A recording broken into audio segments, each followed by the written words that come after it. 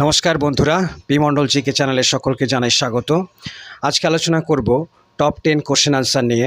এগুলো আপনাদের সাধারণ জ্ঞান সঞ্চয় করার জন্য বা পরীক্ষার ক্ষেত্রে প্রয়োজন হবে।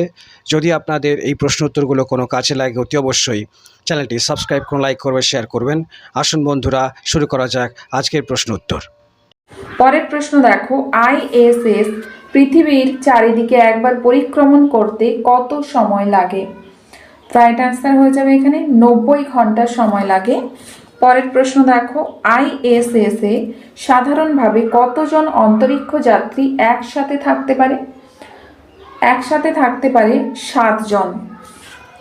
নেক্সট প্রশ্ন দেখো এখানে, আইএসএস এ মুখ্য রূপে কি করা হয়?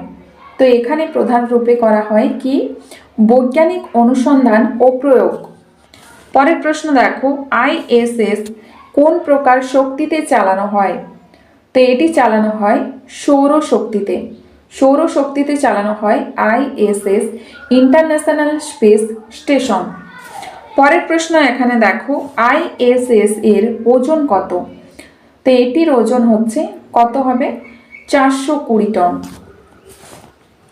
নেক্সট প্রশ্ন দেখো, কোন দেশ আইএসএস এর অন্তর্ভুক্ত নয়? কোন দেশ আইএসএস ইন্টারন্যাশনাল স্পেস স্টেশনের অন্তর্ভুক্ত নয়? হচ্ছে ভারত।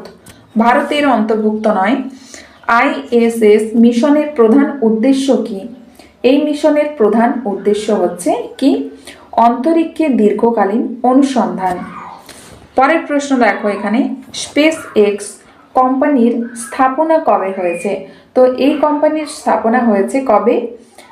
রাইট অ্যান্সার এখানে হয়ে যাবে 2002 সালে স্পেস এক্সের স্থাপনা হয়েছে। স্পেস এক্স কোম্পানির স্থাপনা কে করেছিলেন? স্থাপনা করেছিলেন এলেন মস্ক স্থাপনা করেছিলেন। স্পেস এক্সের মুখ্যালয় কোথায় অবস্থিত? তো এটির মুখ্যালয় অবস্থিত কোথায়? হারথান,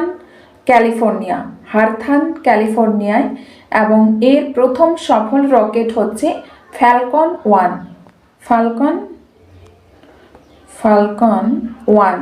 এর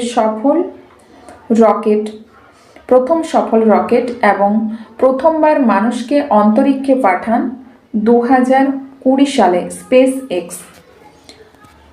এই ছিল আজকের ভিডিওর কিছু ইম্পর্টেন্ট প্রশ্নোত্তর। তোমাদের যদি ভিডিওটি ভালো লেগে থাকে তাহলে লাইক করবে এবং বন্ধুদের সাথে ভিডিওটি শেয়ার করবে।